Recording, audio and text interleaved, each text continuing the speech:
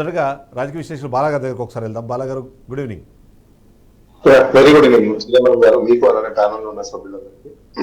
So ఇవాళ ప్రజాస్వామ్యబద్ధంగా జరిగిన ఎన్నికలకు సంబంధించిన రెండో ఘట్టం, అదేదైతే వైస్ చైర్మన్లు కానివ్వండి, చైర్మన్లు కానివ్వండి, అలాగే మేయర్లు, డిప్యూటీ మేయర్లని సెలెక్ట్ చేసుకునే క్రమంలో వాళ్ళను ఇవాళ ఆ పదవిలో కూర్చోపెట్టే క్రమంలో జరిగిన పరిణామాలను ఎలా చూడాలంటారు? ఓవైపు వైసీపీనేమో మొత్తం బుల్డోజ్ చేసే ప్రయత్నం చేసింది అన్న మాట మాట్లాడుతున్నారు. కానీ ఖచ్చితంగా ఏదైతే చట్టబద్ధంగానే మేము ఎన్నికలు జరిపించాము, అందులో కౌన్సిలర్లు కానివ్వండి, లేకపోతే కార్పొరేటర్లు కానీ కోరుకున్న వ్యక్తులు ఇవాళ పొజిషన్లో కూర్చున్నారు అనే మాట మాట్లాడే ప్రయత్నము టీడీపీ పార్టీ చేస్తుంది. ఎలా చూడాలంటారు? మీ అబ్జర్వేషన్ ఏంటి? సార్, ఫస్ట్ ఆఫ్ ఆల్ ఇండియాలో డెమోక్రసీ అనేది చచ్చిపోయింది. There is no democracy at all in India. Because highest system ఉన్న పార్లమెంట్ లోనే ఈ రోజు we are talking about the religious. మన సిస్టమ్ ఎస్టాబ్లిష్ అయిందే differentiation of people, differentiation of colour, creed, caste, community and religious and different locations and region. దీని base మీద మన యొక్క సిస్టమ్ అనేది ఎస్టాబ్లిష్ అయింది డెమోక్రసీ. డెమోక్రసీ ఇప్పుడు యుఎస్ బిగ్గెస్ట్ డెమోక్రసీ అంటాం. అది ఎందుకు యుఎస్ బిగ్గెస్ట్ డెమోక్రసీ అని అంటామంటే, వేరియస్ ప్లేసెస్ నుంచి జనాలు అక్కడ వలస వస్తారు, పనిచేస్తారు, ఉంటారు, వాళ్ళకు ఒక హక్కుని కల్పిస్తారు.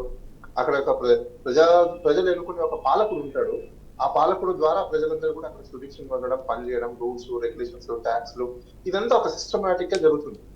సో దాన్ని బేస్ చేసుకుని 17th సెంచరీస్ నుంచి కూడా అందరూ డెమోక్రసీ అనేది డెమోక్రసీ వైపు వెళ్ళిపోయారు అంటే, ఈవెన్ ఇండియాలో అప్పటికే మనము కింగ్డమ్స్ లో ఉన్నా కూడా డెమోక్రసీకి ఎందుకు ఎక్కువ ప్రాధాన్యత ఇచ్చామంటే, అప్పుడు కూడా రాజుల్ని ప్రజలు ఎన్నుకునే వాళ్ళు.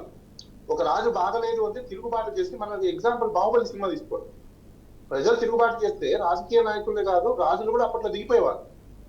సో ఈవెన్ మన ఛత్రపతి శివాజీ తీసుకోండి, రకరకాల వాళ్ళు, చాలా మంది రాజులు కూడా. అంటే డెమోక్రసీ అనేది ఈ రోజు లేదు, మన యాన్సిస్టర్స్ నుంచి కూడా డెమోక్రసీ ఉంది. ఈ డెమోక్రసీ సిస్టమ్ లో ప్రజలు స్వచ్ఛందంగా, ఎవరి ప్రలోభాలు లేకుండా, ఎవరి ప్రమేయం లేకుండా, ఎవరి యొక్క బలవంతాలు లేకుండా, వాళ్ళ యొక్క నచ్చిన వ్యక్తిని, అంటే పరిపాలించడానికి వాళ్ళకి కావాల్సిన విధంగా ఐడియాలజీని వాళ్ళకి సెట్ అయ్యే విధంగా, సైకలాజికల్ గా సెట్ అయ్యే విధంగా, వాళ్ళు అనుకున్నవన్నీ జరిగే విధంగా చేస్తారనుకునే వ్యక్తిని ఎన్నుకోవడం అనేది వాళ్ళకు కల్పించిన ఒక హక్కు. అంటే అది ఒక న్యాచురల్ రైట్ అనమాట. నన్ను ఎవరు చూసుకోవాలి అన్నదాన్ని సెలెక్ట్ చేసుకోవడం పుట్టిన తర్వాత ప్రతి ఒక్కరికి ఉన్న న్యాచురల్ రైట్. అంటే ఇక్కడ మీరు అన్నట్టుగా ప్రజలేమో అలాంటిది ఒక సెకండ్ చిదంబరం గారు, అలాంటిది ఈ రోజు భారతదేశంలో ఆంధ్రప్రదేశ్ గొప్ప స్థానము, రైస్ బౌల్ ఆఫ్ ఇండియా అనుకునే ప్లేస్ ని మనము ఈ రోజు అక్కడ ప్రజాస్వామ్యం అని చెప్పుకుంటూ, ప్రజాస్వామ్యాన్ని కూనీ చేస్తూ, ప్రజాస్వామ్యాన్ని మటర్ చేస్తున్న ఈ రాజకీయ నాయకుల్ని మీరు గతంలో ఏం చేస్తారు, ఇప్పుడు మేమేం అదే చేస్తున్నామంటే, అలాంటప్పుడు ఈ రాజకీయ నాయకులు ఎందుకు? వాళ్ళు తప్పులు చేస్తేనే కదా ప్రభుత్వాలని పడగొట్టి ప్రజలు వీళ్ళని ఎన్నుకునింది. సో అసలు పొలిటీషియన్స్ కి ఏం పని? ఫస్ట్ ఆఫ్ ఆల్ ఎంపీలకి, ఎమ్మెల్యేలకి, వీళ్ళు ఎక్స్కో మెంబర్స్ ఎప్పుడు అయినప్పుడు ఓట్ వేయడానికి మాత్రమే వెళ్ళాలి. రాజకీయ నాయకులు సీఎంఓ, లేకపోతే మినిస్టర్లో, లేకపోతే ఎమ్మెల్యేలో, ఇన్ఛార్జ్ లో, వీళ్ళకి ఏం పని? వన్స్ ఒకసారి ఎలక్టెడ్ అయిపోయిన తర్వాత అది ఒక గవర్నెన్స్ సిస్టమ్. దానికి ఒక చట్టం ఉంది, మున్సిపల్ యాక్ట్ ఒకటి ఉంది, మున్సిపల్ కార్పొరేషన్ యాక్ట్ ఒకటి ఉంది, పంచాయతీ రాజ్ యాక్ట్ ఒకటి ఉంది. దానికి సంబంధించిన ఐఏఎస్, బ్యూరోక్రసీ ఉంటారు, వాళ్ళు చూసుకుంటారు. స్వచ్ఛందంగా వాళ్ళు లోపలికి వచ్చి వాళ్ళు ఓట్లు వేసుకొని కావాల్సిన వ్యక్తిని ఎన్నుకోవాలి.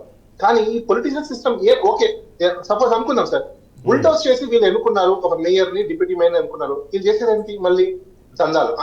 రియల్ ఎస్టేట్ లో ఈ రోజు గజం 25,000 రూపాయలు అని చెప్తారు. రాజధాని బొడ్డులో చెప్తున్నాను నేను, ఆన్ రికార్డ్ 25,000 గజం అంటున్నారు. రిజిస్ట్రేషన్ చేసే వాల్యూ ఎంత అండి? 7,000, 8,000 రూపాయలు. వీళ్ళకి కళ్ళకు గంటలు కట్టుకున్నారా? ప్రభుత్వాలకు తెలియదా? ఇదే రియల్ ఎస్టేట్ కి సంబంధించిన వాళ్ళందరూ పోయి నారాయణ కలుస్తారు. అంటే ఏం జరుగుతుంది ఇక్కడ? అంటే ప్రజాస్వామ్యము ఈ ప్రజల చేత ఎన్నుకోబడిన ఈ ప్రభుత్వాల నుంచే కూని చేయబడుతుంది. సో ఇక్కడ నిజంగా ప్రజాస్వామ్యం ఉందని అనుకోవడం భారతదేశంలో మన మూర్ఖత్వం తప్పని ఇంకోటి ఏం లేదండి. కానీ మీరు అన్నట్టు కదా, డైరెక్ట్ ఎన్నిక కాదు కాబట్టి ఖచ్చితంగా ఎవరైతే కార్పొరేటర్లు కానివ్వండి, లేకపోతే ఎవరైతే మనకు సంబంధించిన ఇక్కడ ఎలక్షన్ అనే మీనింగ్ డైరెక్టా, ఇండైరెక్టా ఏదైనప్పటికీ కూడా పర్సన్ ఎవరైనా కావచ్చు. అది కామన్ మ్యాన్ ఓటేసినా, కార్పొరేటర్ ఓటేసినా, ఎమ్మెల్యే ఓటేసినా, ఎంపీ ఓటేసినా, ఓట్ ఇస్ ఓట్. దాంట్లో నో డౌట్, దాంట్లో ఏమి వేరియేషన్స్ ఏం లేదు. కాకపోతే ప్రజలు, కామన్ మ్యాన్ పార్టిసిపేషన్ చేయడు. ఇక్కడ హోదాలో ఉన్న వ్యక్తి పార్టిసిపేట్ చేస్తాడు. అంటే దాని అర్థం ఏంటి? Everything is transparent and free and fair గా జరగాలి. కానీ ఫ్రీ అండ్ ఫెయిర్ జరగట్లేదు కదా.